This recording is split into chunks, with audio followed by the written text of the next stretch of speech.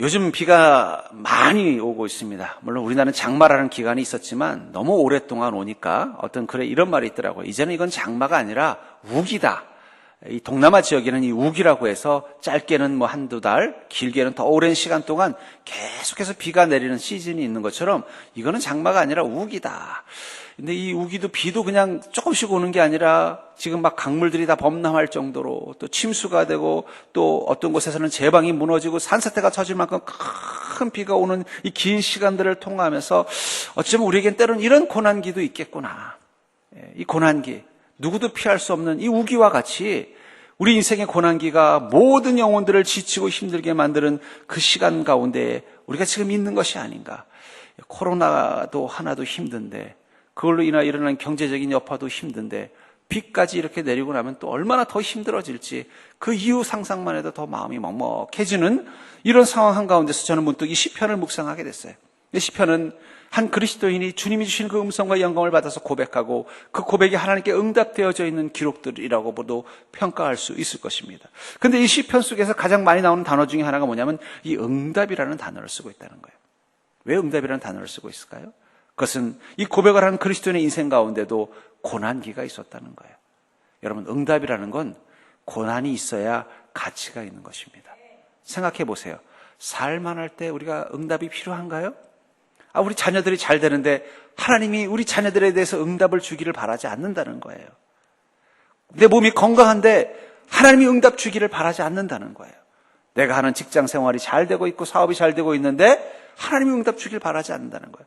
우리가 주님의 응답을 바란다는 것은 지금 우리가 어떤 환경 속에 있다는 거예요. 고난기, 인생의 고난기, 인생의 우기와 같은 고난기를 통과하고 있는 시간이라고 말할 수 있을 것입니다.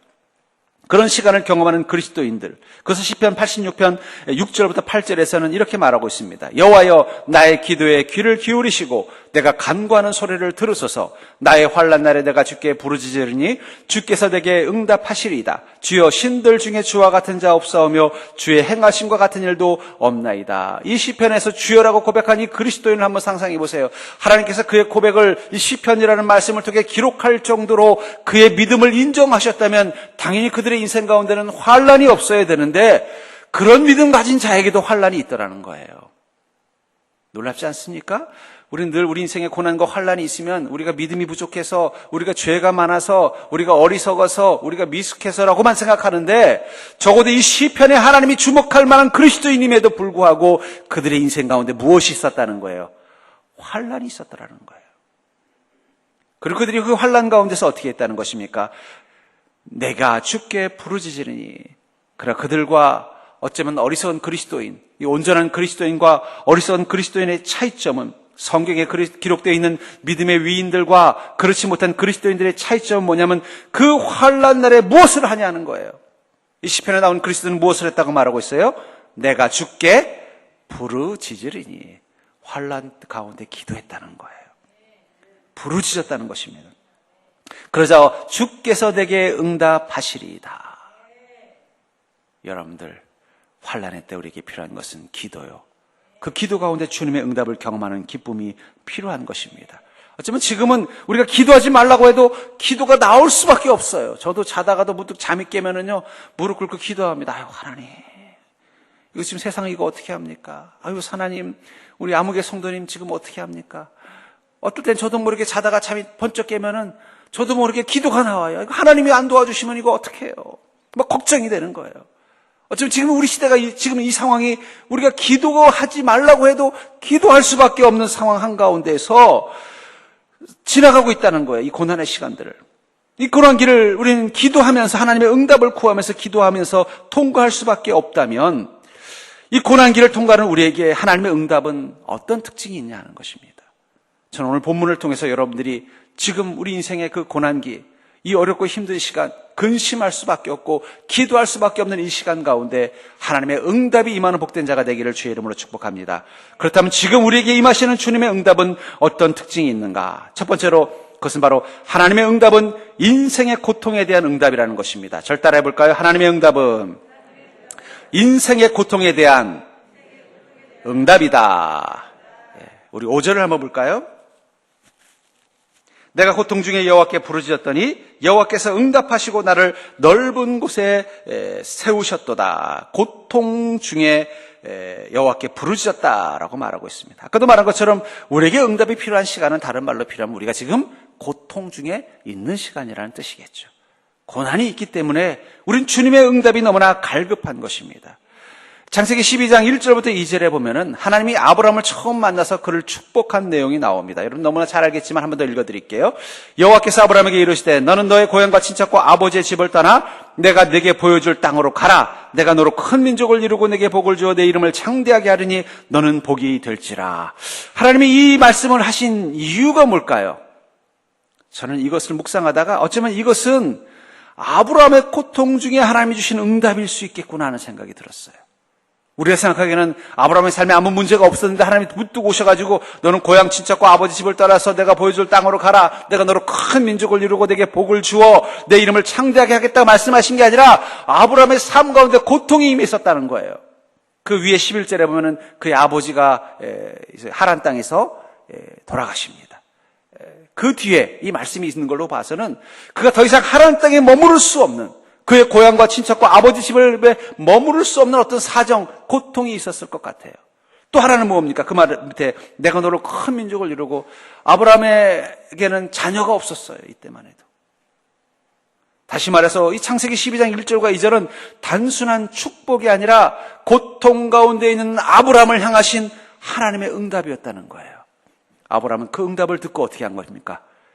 그 하란 땅을 떠나서 가나안 땅에 가서 그곳에서 이삭과 이스마엘을 낳고 여러 자손들을 낳아서 그곳에서 한 민족, 아니 여러 민족을 이루고 믿음의 조상이 됐을 뿐만 아니라 예수 그리스도의 계보를 잇는 그런 영광을 누리는 인생이 될 수 있었다는 거예요.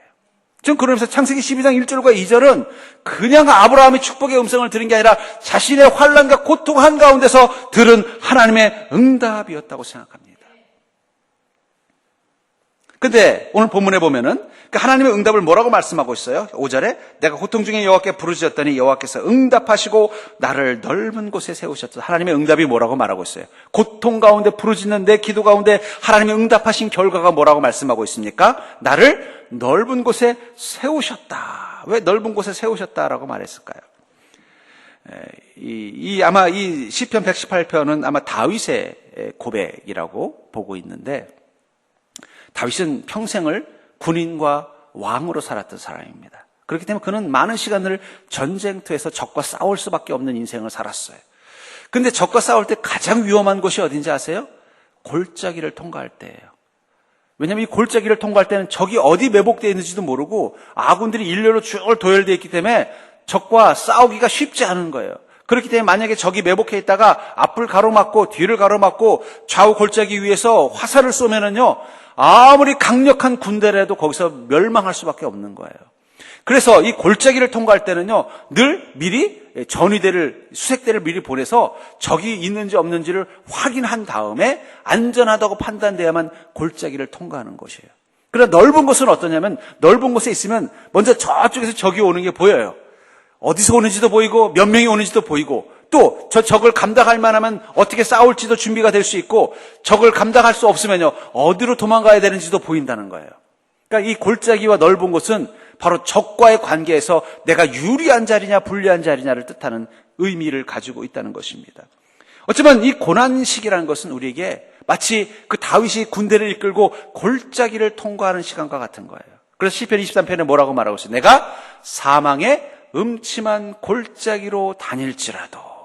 왜 골짜기를 사망의 음침한 곳이라고 말했어요? 그것은 위험한 공간, 위험한 시간, 위험한 상황이기 때문이에요. 고난이라는 건 마치 우리가 그 골짜기를 통과하는 시간과 같다는 거예요. 어디서 적이 나타날지, 어디서 마귀가 나타날지, 어디서 우리 인생 가운데 생각지 못했던 문제들이 터질지 모르는 시간을 조마조마하면서 통과해야 되는 게 골짜기라면 그 속에서 우리가 기도하고 부르짖을 때 하나님이 우리를 어떻게 하신다는 거예요? 넓은 곳, 적이 어디 있는지도 보이고 내가 어디로 피하면 되는지도 보일 수 있는, 대처할 수 있는 곳으로 옮기신다고 말씀한 게 아니라 세우신다고 말씀하고 있다는 거예요. 왜 옮기신다고 말씀하지 않으시고 세우신다고 말씀하셨을까? 저는 그 말의 의미를 깨닫게 되는 어떤 예화를 하나 알고 있습니다. 여러분들 이 미국에는 알래스카라는 땅이 있어요. 저 북쪽에 북극해 밑에 있는 땅인데 원래 그 알래스카는 러시아 땅이었습니다. 원래 러시아의 땅이었는데 이 러시아 모스크바에서부터 이 알래스카까지 너무 먼 거예요. 그리고 거기 가려면은요, 뭐 그 추운 시베리아를 통과해 가든지 아니면 북극해를 지나서 가야 되는데 이 북극해가 또 겨울만 되면 꽝꽝 얼어서 지나가기도 힘들고 또 시베리아도 먼데 거기서 더 멀리 가니까 거긴 너무 힘든 곳이에요. 거기다 뭐 거기 가봤자 북극권밖에 없으니까 뭐 걷어들일 세금도 없고 사람 살기도 적절치 않고 괜히 군대만 파송하면요 군인들만 가서 고생하고 거기 또 군대를 보내면 또 거기에 주둔비 들어가고 또 그 국경을 지키려면 또 피곤하고 그러니까 늘 러시아로서는 골치 아팠어. 이걸 어떻게 해야 되나. 그렇다고 내 나라인데 주변에 캐나다에서 자꾸 기웃기웃하면은 그것도 뭐 또 이렇게 막기도 모른 척할 수도 없고 그러니까는 괜히 예산만 낭비가 되고 아주 골칫덩이였던 거예요. 근데 말해서 그 고민하고 있는 것을 마침 미국이 알고는 이 러시아에게 그걸 자기들에게 팔라고 했대요. 그렇지 않아도 이 러시아는 이 땅을 관리하기도 힘들고 옆에 캐나다에게 주자니 캐나다 영토가 넓어지는 것도 불편하고 그래서 잘 됐다. 그때 미국한테 줬대요. 그랬더니 어떻게 된지 아세요? 미국 사람들이 가봤더니 강물에서 금이 흐르고 땅을 봤더니 기름이 넘쳐나더라는 거예요. 그래서 러시아가 소련이 가장 후회하는 일 중에 하나가 바로 그 알래스카를 미국에 파는 사건이다. 근데 저는 그 이야기를 듣다 그 생각이 들어요. 아니 왜 미국 사람들 눈에는 그 금덩이가 보이고 그 기름이 보였는데 그 왜 러시아 사람들 눈에는 안 보였을까요? 그게 바로 넓은 곳에 세운다는 의미예요. 어쩌면 이 러시아 사람들에게는 이 알래스카 땅이 뭐예요? 골짜기 같은 곳이에요. 아무 쓸모가 없고 골치 아픈 거예요. 있어나 마나 도움도 안 되고 그거 외에는 내 거라는 이유 때문에 너무 힘만 들고. 근데 미국한테는 그것이 뭐가 되는 거예요? 넓은 곳으로 바뀌더라는 거예요. 왜 성경에서 하나님은 우리가 인생의 고난이라는 골짜기를 통과할 때 그 골짜기에 있지 않고 넓은 곳으로 옮겨주겠다고 말씀하지 아니하시고 세우겠다고 말씀하셨을까요? 왜냐하면 하나님은 그 골짜기를 넓은 곳으로 바꿔주시는 분이시기 때문이에요. 성경에 보면 인생의 골짜기를 경험한 그 그리스도인들이 있습니다. 예를 들면 요셉에게 골짜기는 뭘까요? 대표적인 골짜기는 왕의 감옥일 거예요. 왕의 감옥에 무기수로 갇혀있는 그의 인생. 그건 자기 인생의 최고의 사망의 골짜기일 것입니다. 근데 그 골짜기에서 그는 어떤 일을 경험했어요? 그 왕의 감옥은 정치범들이 수용되는 곳이에요. 왕의 눈밖에 난 사람들, 어떻게 보면 정치적인 어떤 이해관계에 밀려서 어쩔 수 없이 들어와 있는 정치범들. 정치범들이라는 사람들은 어떤 사람들이에요? 그 나라의 권력자요, 지혜로운 자고 능력이 있는 사람들이란 말이에요. 그들과 함께 죄수로 있으면서 또 거기다가 그가 죄수이지만 뭐예요? 간수처럼 그들을 돌보고 하는 역할을 하면서 인맥을 쌓아간 거예요. 거기 보니까 그래도 한때 장관도 하고 한때는 뭐 장군도 하고 또 한때는 뭐 아주 유명한 학자였던 그런 애굽 사람들이 왕의 감옥에 어떤 뭐 모함을 당했던 억울한 일을 당했던 죄값을 치르기 위해서 들어와서 보니까 이 요셉이라는 히브리 사람이 청년이 있는데 이 청년이 너무너무 똑똑한 거예요. 똑똑할 뿐만 아니라 어떤 영적인 탁월함도 있는 거예요. 자기가 어떤 꿈 얘기만 하면 그걸 기가 막히게 맞춰낼 뿐만 아니라 그 문제를 어떻게 풀어야 되는지 지혜를 가지고 있는 거예요. 야, 이 청년 정말 괜찮다. 이런 청년이 내 부관이었으면 얼마나 좋을까. 이런 생각하면서 아이고 아쉽다. 죄수말 아니면 내가 다르다가 내 부관으로 삼아서 내 참모로 삼으면 내가 더 잘 될 텐데 하는 그런 아쉬움을 가지면서 그 요셉을 아꼈을 것입니다. 근데 어찌어찌해서 어떻게 돼요? 그 장군이었던 사람은 오해가 풀려서 다시 장군이 되고 또 이 장관이었던 사람은 또 어떻게든지 구명이 돼서 또 다시 장관으로 임직이 되고 또 전문가였던 학자였던 사람은 어떻게 다시 또 자신이 가지고 있는 전문가 분야로 돌아가고 나니까 이 요셉에 대해서 늘 생각하고 있었는데 갑자기 왕에게 천거할 수 있는 기회가 생긴 거예요. 그래서 어떻게 요셉을 천거했어요. 요셉이 왕의 궁전에 가는 순간 그는 혼자 간 게 아니에요. 이미 자기 인맥을 가지고 있었던 거예요. 요즘 라인이라고 그러죠. 뭐 이런 식으로. 친 요파가 이미 있었던 거예요. 그 왕궁에. 그게 어디서 이루어진 거예요? 왕의 감옥이라는 골짜기에서 이루어진 거예요. 요셉만 그렇습니까? 바울을 보십시오. 바울이 이 죄수가 이 복음을 전했다는 이유로 고발을 당해서 이 로마의 재판을 받으러 배를 타고 가고 있었어요. 유대인인 바울을 당연히 로마의 군인들은 무시했을 것입니다. 또 그 배에 타고 있었던 사람들도 죄수라고 무시했을 거예요. 배를 타고 가는 동안은 아마 이 바울에 대해서 되게 함부로 하고 무시했을지도 모르겠어요. 그런데 어떤 일이 일어났어요? 큰 풍랑이 일어나서 배가 좌초되기 직전이 된 거예요. 그 순간 하나님이 이 바울에게 음성을 들려주시고 지혜를 주면서 어느 순간 그 배의 지도자가 돼버렸어요. 그리고 그 고난을 헤치고 그 파도를 일으키고 무사히 소위 말하는 육지에 도달하는 순간 이제는 그 배에 타고 있었던 모든 사람들이 바울을 더 이상 죄수로 대하는 게 아니라 자기들의 지도자로 삼았다는 거예요. 골짜기를 넓은 곳으로 세워주신 것입니다. 룻기의 룻을 한번 보십시오. 우리 룻기를 하면 늘 보아스를 생각하지만 룻의 입장에서 한번 생각해 보자고요. 룻이 모압 땅에서 태어난 여인이에요. 우연히 어쩌게서 한 남자를 만났는데 하필이면 이스라엘 출신의 남자를 만났어요. 아마 부모님이 반대했을지도 모르겠어요. 왜 모압에 더 좋은 남자들 많은데 왜 이방 남자랑 결혼하냐? 우리랑 또 사이도 안 좋은 그런 나라 사람들하고 왜 결혼하냐? 하면서 어쩌면 갈등도 있었을 거예요. 그런데도 그 남자가 좋아서 결혼을 했는데 이 결혼하자마자 얼마 있지 않아서 어떻게 해요? 하필이면 또 죽은 거예요. 거기다 가족들도 다 죽고 시어머니하고 자기하고 둘만 덜렁 남았는데 자녀도 없는 상황.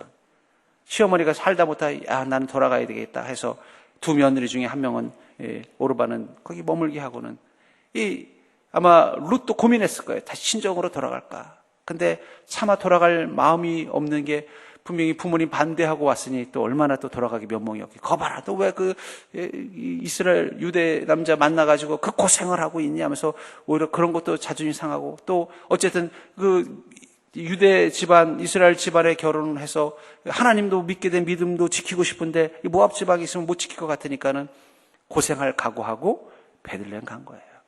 생각해 보십시오. 남편도 없이 시어머니 한 분 모시고 베들레헴 땅에 또 가면 뭐 집이 있습니까? 땅이 있습니까?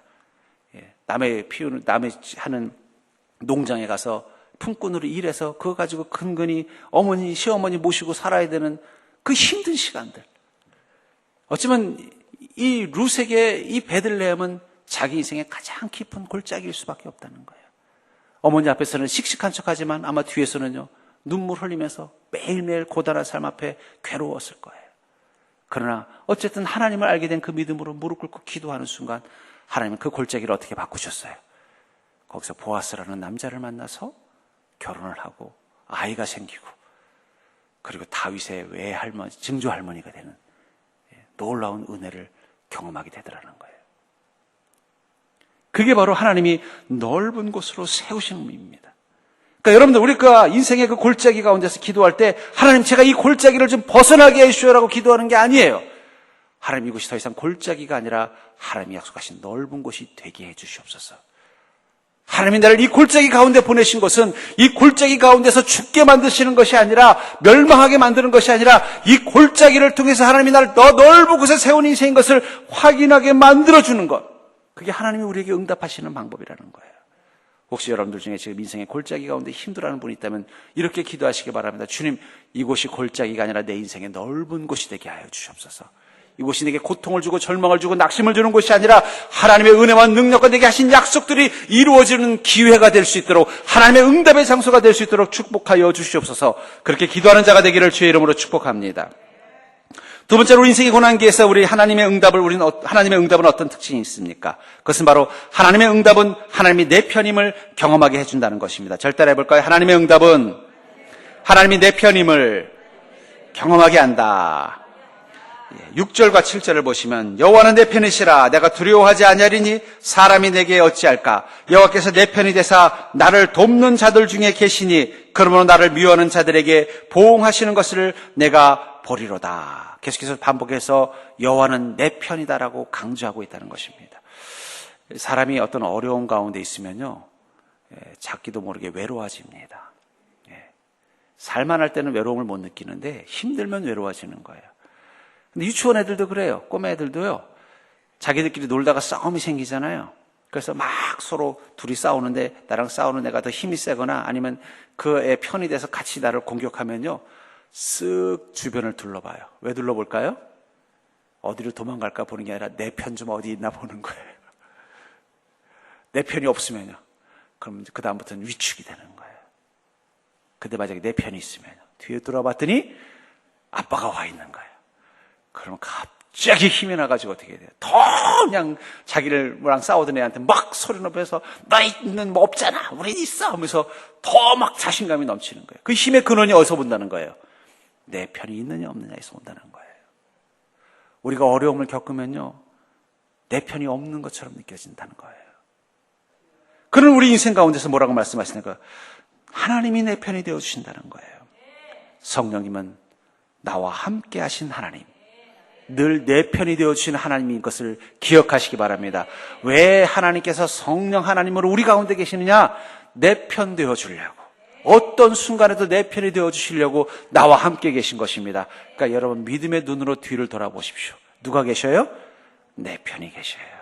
앞을 보면은 나를 힘들게 하고 나를 싫어하고 나를 어렵게 하는 상황들만 보이지만 뒤를 돌아보면은 내 편 되신 하나님이 있다는 거예요. 그렇다면 하나님이 내 편이 되실 때 우리에게 어떤 일이 있어요? 6절을 다시 보시면 여호와는 내 편이시라 내가 두려워하지 아니하리니 사람이 내게 어찌할까? 하나님이 내 편이 되면 사람이 우리에게 어찌할 수 없다는 것입니다. 이 사람은요, 우리가 겪는 인생을 상징하는 거예요. 우리가 왜 고난당하는 거예요? 우리 인생을 살기 때문이에요. 사람과 더불어 살다 보니까 그 속에서 어려움과 고난을 겪는 것입니다. 그 속에서 어떻게 하나님이 내 편이 되면 사람이 내게 어찌할까? 두려움을 이겨낼 수 있다는 거예요. 우리를 두렵게 하는 그것으로부터 우리를 이겨낼 수 있다는 것입니다. 또 7절에 여호와께서 내 편이 되사 나를 돕는 자들 중에 계시니 그러므로 나를 미워하는 자들에게 보응하시는 것을 내가 보리로다. 하나님이 내 편이 되시면 어떻게 된다는 것입니까? 돕는 자들 중에 계신다. 여러분들, 내가 내 인생의 문제를 혼자 힘으로 해결해낼 수 없을 때 하나님이 내 편이 되셔서 나를 돕는 자로 계신다는 거예요.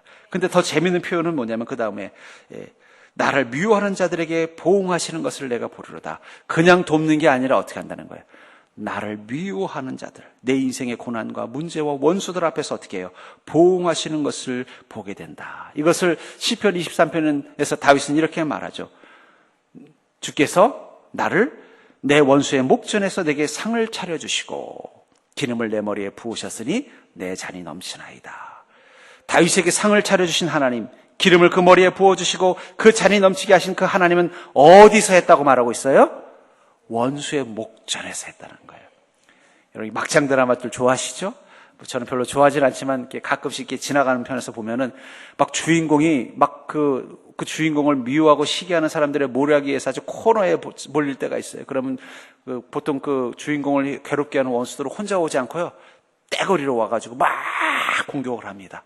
근데 그 떼거리로 온 사람 중에서 제일 높은 힘이 있는 회장님이 그 원수의 편인 줄 알고 같이 데리고 왔더니 갑자기 그 자리에서 주인공 편이 딱 되는 거예요. 무슨 소리야? 나는 얘한테 내 자리를 물려주겠어! 그러면요, 그 순간 원수들의 표정이 어떻게 돼요? 그럼 막 짜릿하죠? 아이고, 잘 됐다. 저 여민정 맞습니까? 예. 그게 바로 뭐라는 거예요?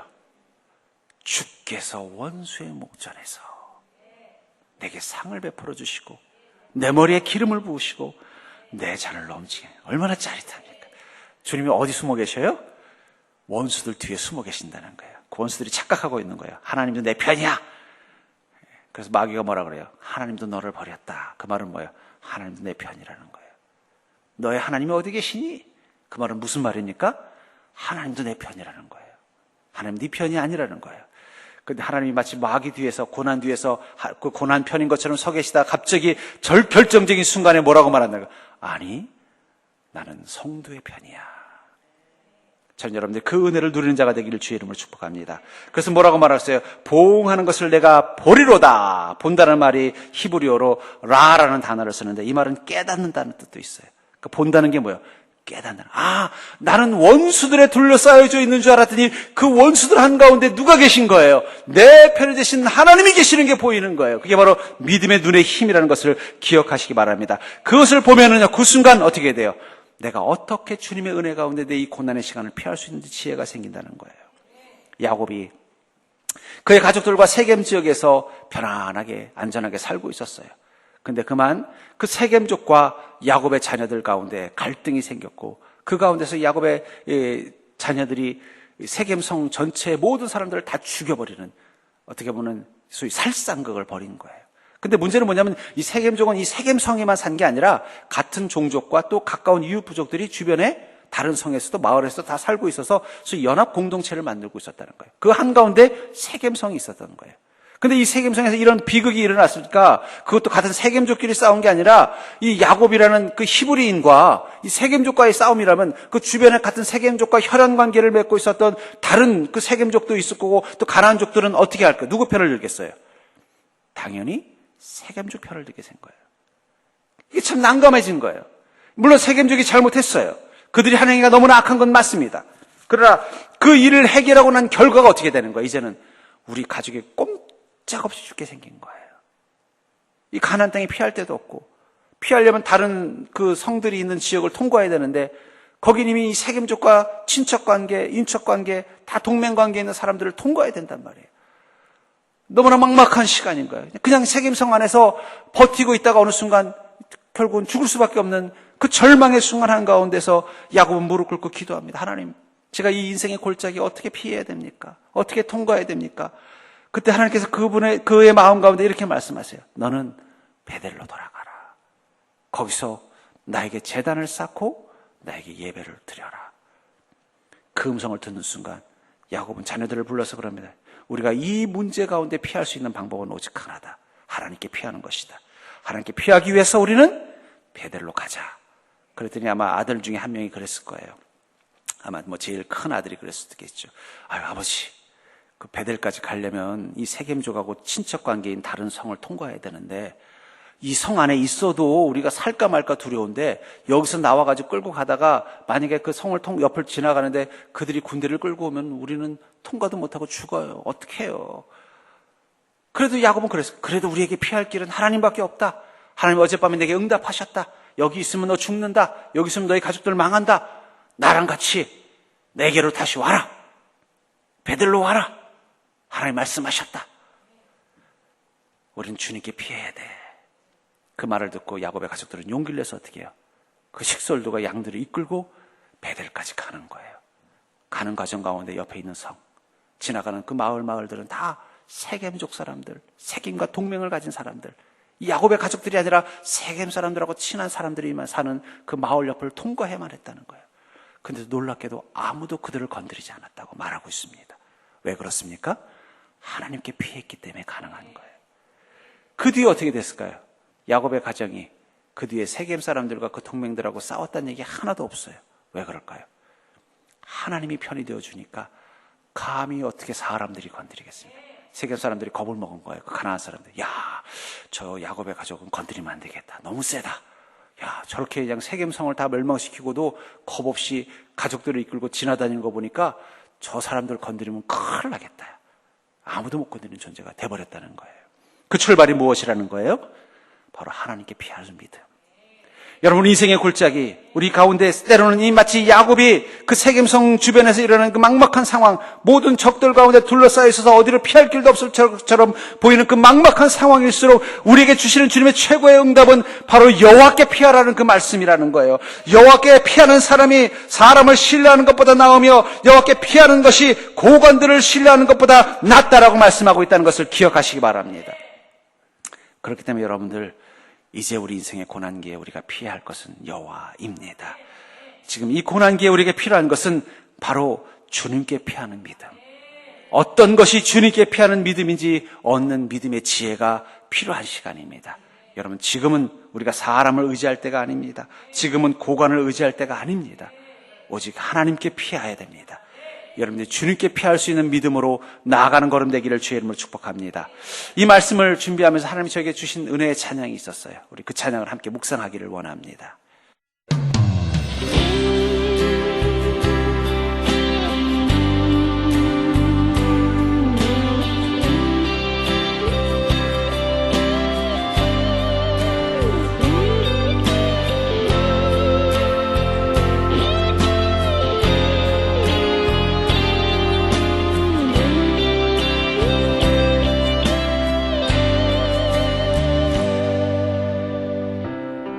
기도를 멈추지 마라. 눈앞의 상황이 마음을 눌러도 원망치 마라. 너의 입을 지켜라. 저들은 너의 입을 보고 있다.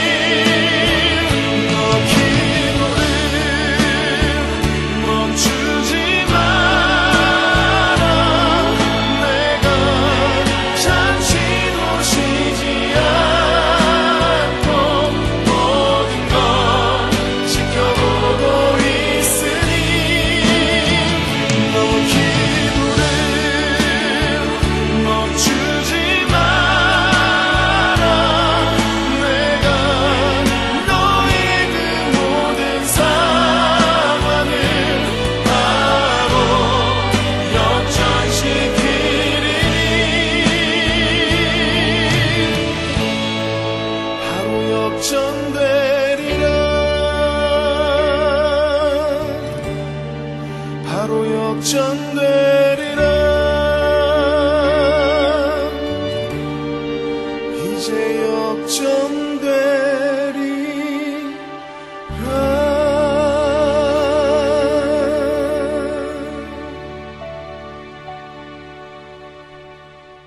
아브라함이 가나안 땅을 떠나서 가나안을 향해 간 그 장면을 히브리서 11장 8절은 이렇게 표현하고 있습니다. 믿음으로 아브라함은 부르심을 받았을 때 순종하여 장래 유업으로 받을 땅에 나아갈새 갈 바를 알지 못하고 나아갔으며. 하나님의 응답을 받고 갔지만 무엇을 모르고 나아갔다고요? 갈 바를 알지 못하고 나아갔다. 여러분은 주님의 응답을 받은 자입니다. 그러나 우리가 응답을 받았어도 여전히 가야 되는 우리의 걸음은요, 갈 바를 알 수 없을 때가 있다는 거예요. 근데 어떻게 그 길을 무사히 통과해서 하나님의 응답이 자기 삶의 현실이 되는 기쁨을 누리게 됐습니까? 그것은 아브라함은 기도로 나아간 것입니다. 믿음으로 나아간 것입니다. 우리 아까 그 찬양에 보면은 기도를 멈추지 마라. 눈앞의 상황이 마음을 눌러도 원망하지 마라. 너의 입을 지켜라. 저들은 너의 입을 보고 있다. 마음을 뺏기지 마라. 내가 널 도우지 않는다는 소리에 너의 모든 게 불리해도 너는 기도를 계속하라. 너는 기도를 멈추지 마라. 내가 너의 모든 상황을 바로 역전시키리니 너는 기도를 멈추지 마라. 기도를 멈추지 말아라. 바로 역전되리라. 어쩌면 아브라함이 갈 바를 알지 못하는, 응답은 받았지만 갈 바를 알지 못하는 그 가나안을 향해 나가는 그 길을, 그 걸음 가운데 그가 한 믿음의 모습은 기도를 멈추지 않는 것입니다. 믿음의 행진을 멈추지 않는 것입니다. 하나님께서 언젠가 그 응답이 현실이 되도록 만들어질 그날을 소망하면서 날마다 기도를 멈추지 않는 것입니다. 당장은 눈앞의 상황에 내 마음을 눌러도 원망하지 않고 기도를 멈추지 않았습니다. 당장은 내 현실 가운데, 문제 가운데 내 마음이 뺏기는 순간이 오더라도 그 마음 가운데 기도를 멈추지 않았습니다. 사람들과 상황이 하나님 널 도우지 않는다, 너의 모든 상황은 이미 절망이고 끝이라고 말할 때에도 기도를 멈추지 않았습니다. 왜냐하면 아브라함의 믿음은 단 하나, 하나님은 바로 역전시켜 줄 것을 믿었기 때문입니다. 전 여러분들이 그 응답을 받는 인생이 되기를 주의 이름으로 축복합니다. 하나님은 여러분들을 반드시 역전시키실 것입니다. 이제 역전시키실 것입니다. 그것을 믿는 믿음으로 또 아직은 어둠의 골짜기로 보이는 세상을 향해 두려움 없이 당당하게 나가십시오.